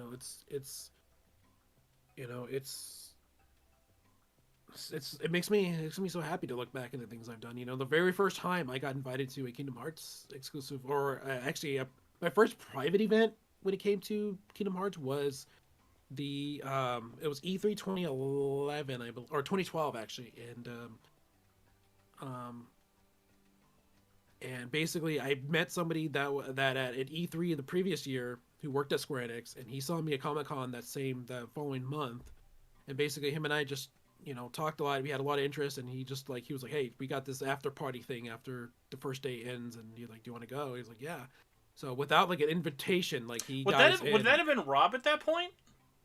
No, Rob was there at the time, but I don't think I had met Rob yet, or I think I did, but like he didn't have, I don't know if he had that much pull over it, but he was one of the marketing guys. Mm-hmm. His name was Luke. Oh, okay, yeah. I know what you're talking about. What's funny is I will never forget, 2012 was a rare... This will show you how tiny Kingdom Hearts was, even by 10 years ago standard. At one point, Kingdom Hearts was following me on Twitter. Because remember, like, back then, it didn't really matter who you followed, you had to follow someone to DM them. And I remember reaching out to Kingdom Hearts on Twitter, and that's how I got connected to Rob originally. I reached out randomly because I was doing a panel at a super small convention in the Midwest, and they were like, "Oh, we'll mail you a bunch of stuff to give away to like celebrate Dream Drop." that's what Rob did for me too. It was like that was so cool, and like was so not necessary of a thing to do, but it was like that's how like I like started talking to a bunch of people who were running that at the time. And yeah, that was so funny of like how different things are in like 10 years. Yeah. I mean, one time he sent me a box, because remember, and when Birth by Sleep and Recoded were releasing, they had these decals and stickers. Yeah, the box, dude. You had those stickers for like what, 7 years? You had I finally gave them all out. It took me 7 years. Oh my god! I remember listening to you on the podcast. It was every week. I still got more stickers. We still got more I remember at some at whenever I go to cons, it's like I see Oh Kingdom my Hearts cosplayers. I'm like, god. here, take it, Oh take my it, god, take I it. I don't forgot. need it. I have those stickers and I forgot you had so many. I remember I got offered some when I went to school, when I went down to the Square Enix office in like 2013. They still had some and I was like, that's okay. I know what happens if I take this box. I'll never get rid of it. Square Enix, if you're listening to this, if you got more stuff you need to give away, Oh I'm my your boy. god. Dude, I've been doing giveaways for like almost 10 years now. So it's like I've spent thousands of my own it's money funny on because it's like giveaways. it's such a tiny thing, but it's a great way to kind of expand people knowing you, and also it's just a fun way to give back, you know? That's the one reason. It's like you guys have been supportive of me for the last 20 years. It's like it's my thing of saying, "Hey, thank you. I appreciate you. And I'm very grateful. So here's this opportunity to win this stuff." You know, it's very it feels very good to be able to reward, the people who've stuck by you for a very long time, which goes back to the original question in mind with the community, considering that, I've always told people, never to be afraid to like what you like because that's your true person, behind everything. And it's like growing through high school and liking Kingdom Hearts was like one of the hardest things because it's like back then, everybody's so judgmental of you, and I always had to keep that a secret from, the people I hung out with. And by the time I got out of, luckily for me, it was in my senior year. So by the time I got out of high school and into college, for the little bit of college I went to, um, it was such more rewarding to find out there are people who were just like me in the same Churro, situation that I was one in. day you and me will have a very unfortunate get together where we will finally actually be able to meet up, and we'll just spend a disgusting amount of time talking together. I hope you know It's gonna be great. that. I've had those moments too. Like I've had those moments with other people who've actually followed me for a long time and who finally got to meet and hang out with me. It's just like I swear the so much. next Keyblade gathering thing, the next Alien or whatever gathering you guys do, I'm forcing myself to fly out to do it. I'm not gonna let myself not go to that. Yeah, we're still trying to. Because of COVID, it's been hard to really plan something like this. Mm-hmm. That's like the one thing that's really holding us back. And we're still trying to plan it for this year, even though it might be probably till after summer. So that'll give enough time to like plan for everybody else that wants to go. Because like I've been getting a lot of messages from people saying how sad they are of us discontinuing it. But unfortunately, time goes on. With the staff, everybody's got lives to live now. But it's like there are ways we can bring it back, and it won't be called the Key Bearers Alliance, but it will be Kingdom Hearts fans hanging out. This is true. Now that should have been my last question, clearly, because I think we spent like 17 minutes on just that one question. But thank you so much for that. Talking about the community from back then, from now, it's always a huge nostalgia trip because of how much things have changed. Oh yeah, for You know, sure. and before we move on, like the one thing I just want to say is that like considering if I want to continue with this or not, I'm just gonna say that it's getting harder to report news because news is available so freely now with social media. Like when the Switch version came out up like that came out at 10 o'clock at night my time, which was 3 p.m. in Japan. And basically everybody knew about it. So it's like everything's so accessible now. That's what's so different. I There's I get that. Like I miss that as well because like you and me definitely came from a thing of writing things up about it before we talked about it. or researching it, like scouring foreign websites and message boards for information. That's what we had to do back in the day. Now it's just like everything's so right in front and center now. So it's like I at least like though that there is still people out there who do, even though like if we're not the ones first reporting on it, who are like, oh, I want to see what this person thinks and stuff like that. yeah, it's that's really one thing I really don't get to do. I've noticed is that put my opinion on it because like that because the rules of YouTubers and all that they always put their opinions about what they think of it.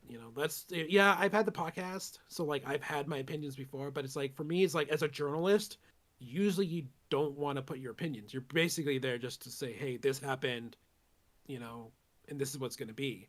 So it's like I'm not always one to actually put my opinions out there because it's like I'm not so certain if people would actually want to hear what I have to say about certain things.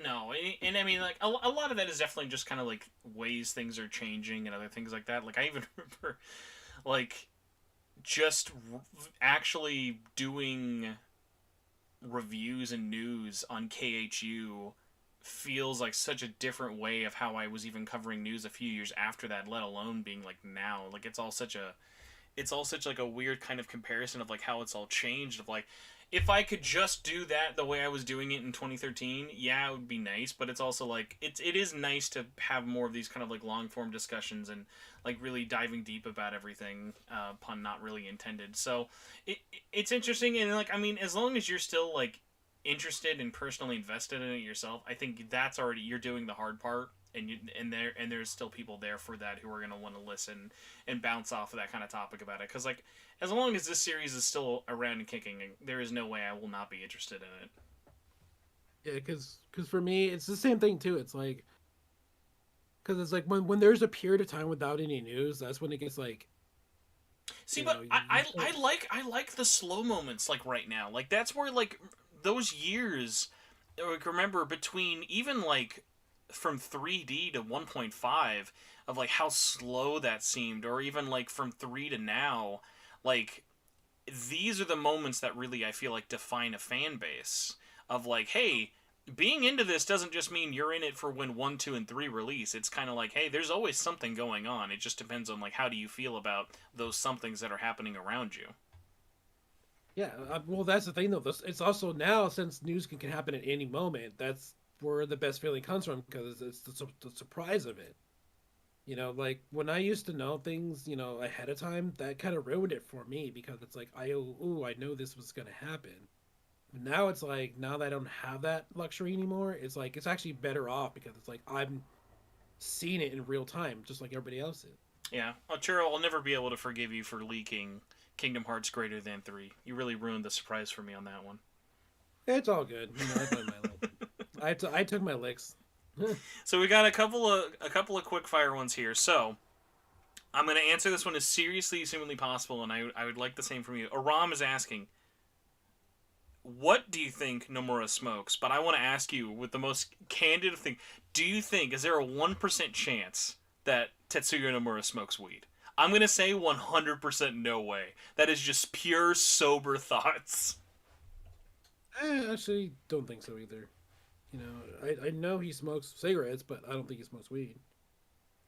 Jake Reese says, would you like to see Kyrie have more of a role and less of a damsel in distress role?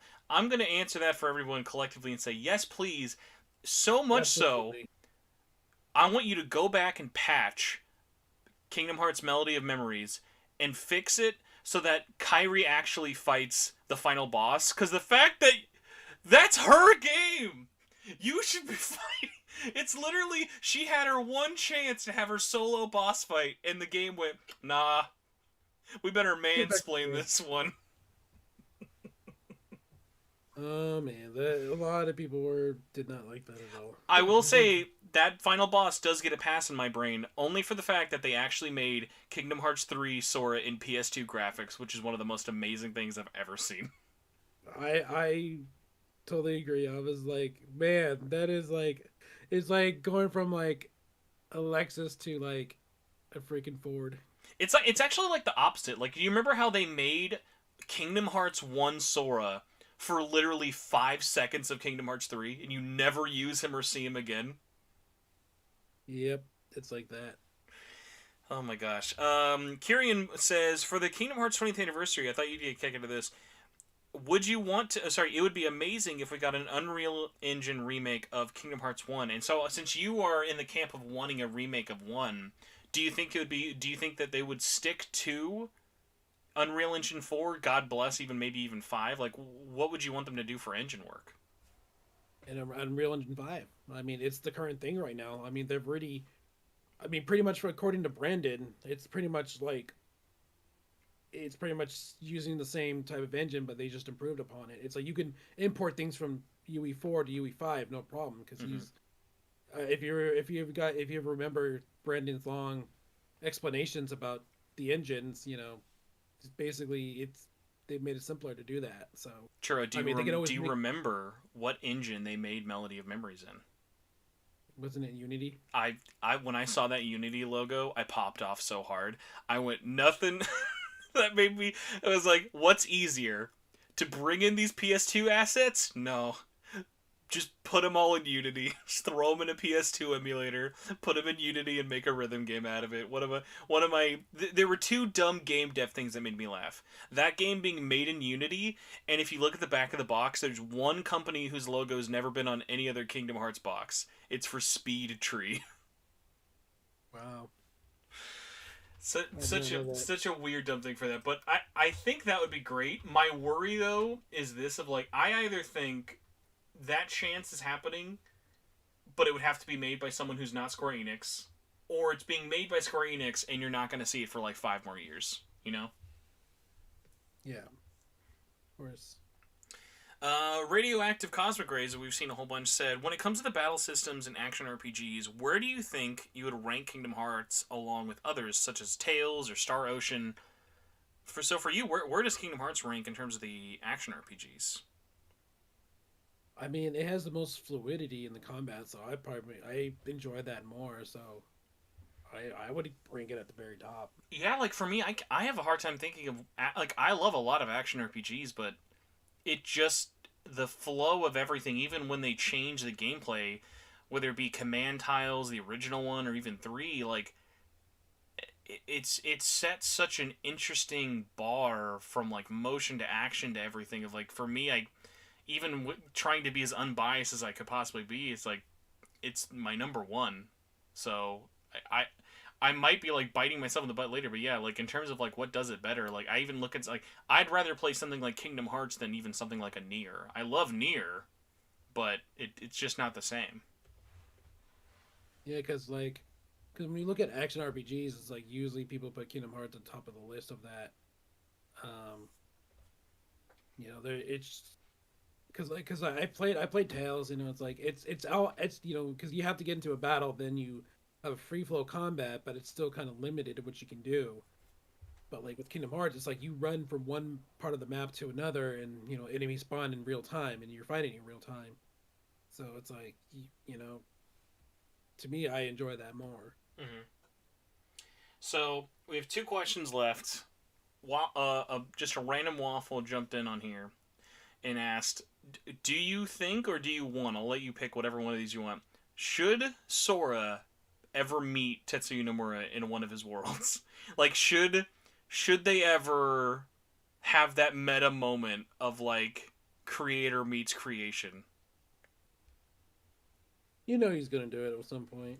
I don't know. But I in think my for as much as people think that Nomura strokes his own ego, I mean, I don't. He's never really like done self insertion, which I kind of appreciate. Yeah, it's not like the Square Enix CEO, willing to put himself in the. So basically, well, keep remember, Nomura is still a private person, so basically, he wouldn't do anything like that. And then you gotta Dude, remember, I imagine if Nomura had as much of a public Twitter as Kojima did. That would be wild. Nomura would be probably too nervous to really talk about anything. That's so funny though, I, dude. I bet you. I mean, Nomura's a cat person, so more likely he'll take photos of his cats. No, that is true. He would just turn into Sakurai now after Smash. Pretty much. I mean, he rarely he rarely tweets on the Kingdom Hearts accounts. So Yeah, it's always funny like comparing the Western one to the private one. I mean, to the Japanese one, like how different they all are with that. And our well, last question. considering I used to actually run the Kingdom Hearts account when I was at Kingdom Hearts Ultimania, that was like the best thing ever. Oh, it's true. So our last And one, just I'm, like I'm modifying a little bit because this would be probably again its own whole conversation. Tom Pan wanted to know our impressions of each game. Sorry, our impression of the series as each game released. So I thought we are going to do a speed run thing with you. Of I'm going to say each game in order, and you're going to tell me what your thought on the series was in 1 to 2 words. So like for me, after beating Kingdom Hearts 1, I would be like, I don't know, uh, emotional masterpiece or whatever. So, because I cried like a big baby. So, from 1 to 3, well, I guess actually technically with Melody of Memory, where was Kingdom Hearts as a series in your head? So Are we for talking about like individual? Are we talking about so individual I'm gonna games? go in order of like you have a different answer of where was the series at, like how high did you hold the series after each release? I'm gonna go for you. Kingdom Hearts 1's first. Where was the series at? Top tier. And I was like, I need more. Chain of Memories. What is this? But I need more. 2. Amazing. Days. Oh, it's so tragic. Birth by Sleep. Oh my god, more tragic. Code. What is going on? Dream Drop. Time travel. Are you kidding me? Um, we'll be nice and include Kingdom Hearts Unchained as all of them. Unchained and Dark Road together. So much sand. That's true. 1.5. About time. 2.5. Masterpiece. 2.8. We're getting there. 2.9. Oh, you troll no more. And Kingdom Hearts 3 plus Remind. No, we'll separate them. We're just Kingdom Hearts 3. Where were you at? Finally. And then Remind. Oh god, there's more. And then Or I could say F these data battles. and finally, Mom, Melody of Memories. So nostalgic. It's just basically one nostalgia trip.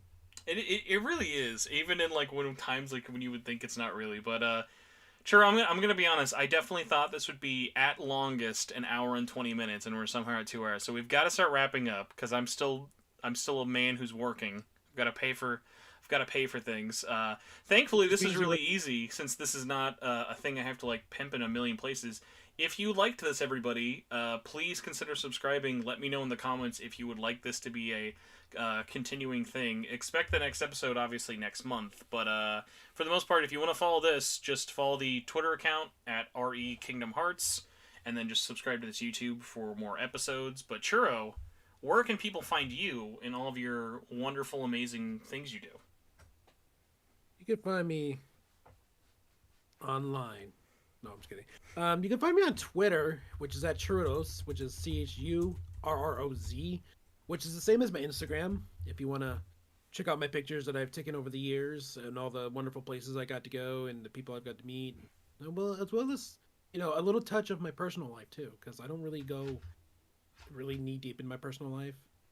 That's what the Patreon's for. You got to get the Churro Patreon for the behind the scenes access.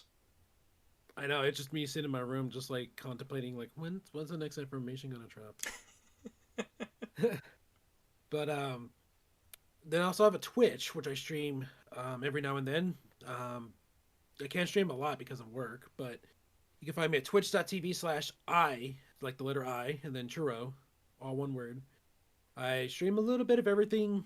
I like RPGs, I do Kingdom Hearts, but I'm also a very big visual novel, especially Doki Doki Literature Club. I play a lot of their mods, so if you want to come down and just chill and just hear me narrate and in my attempts to voice 4 female characters. Churro, T- how long until you get your new PC? Because I'm very excited to watch you stream Kingdom Hearts again on PC.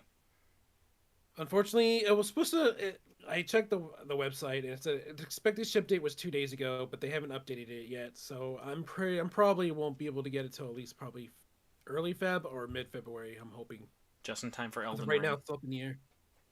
Then you can. Yeah, but like I'm more hyped for the Kingdom Hearts mods and the randos because I played a little bit of rando on Kingdom Hearts 3 when it came out in open beta, and it actually works pretty well. Did you? So I'll end it on this just to bring it full circle.